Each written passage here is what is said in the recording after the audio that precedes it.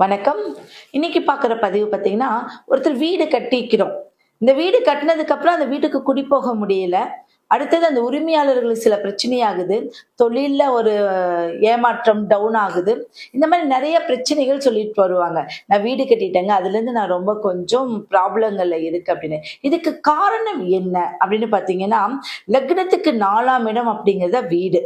இந்த இடம், வீடு அப்படிங்கிறது சம்மந்தப்பட்டது 4ஆம் இடம். இந்த 4ஆம் இடத்துக்கு 10ஆம் இடம் கர்மஸ்தானம் எங்கன்னு பார்த்தீங்கன்னா, நம்ம லக்னம். இவ்வளவுதான் சிம்பிள்.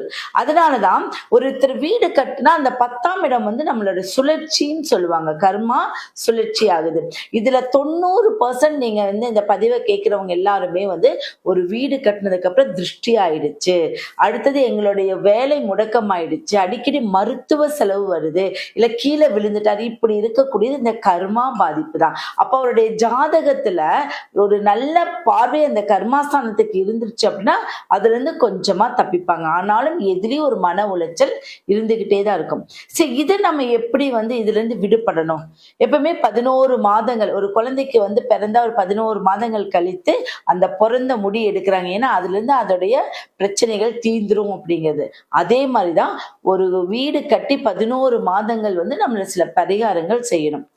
மாதம் தோறும் வரக்கூடிய பௌர்ணமி அன்னைக்கு நீங்க உங்களோட வீட்டுல வாழைப்பூ 1, தேங்காய், அந்த தேங்காய் மேல ஒரு கற்பூரம் ஏற்றி அந்த வீட்டை ஃபுல்லா நீங்க சுத்தி வாழைப்பூவையும் தேங்காவையும் நீங்க போட்டணும். எங்க ஈடு தேங்காய் போட்டுருங்க, வாழைப்பூ பிச்சு எடுத்து நீங்க செடிகளுக்கு போட்டுருங்க. இந்த மாதிரி மாதம் தோறும் 11 மாதம் இதை செய்யணும். அடுத்தது ஒவ்வொரு பௌர்ணமி அன்னைக்கும் நீங்க பண்ண வேண்டியது உங்க குலதெய்வ கோயிலுக்கு போகணும்.